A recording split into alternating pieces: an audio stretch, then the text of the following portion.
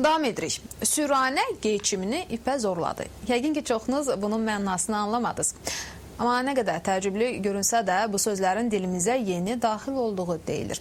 Elə son günlər sosial şəbəkələrdə də bu məsələ əsas müzakirə mövzusudur. Məsələyə Dilçilik İnstitutu da artıq münasibət bildirib.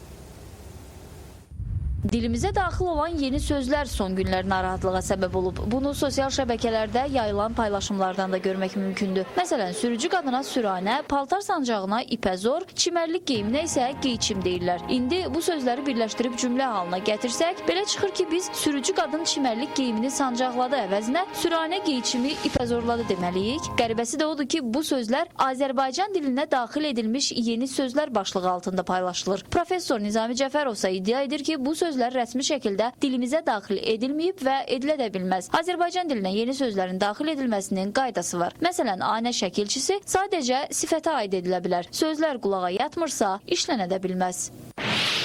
Süranə işlənirsə, bu Azərbaycan dilində cins kateqoriyası yox. Sürücü qadın işlənilə bilər.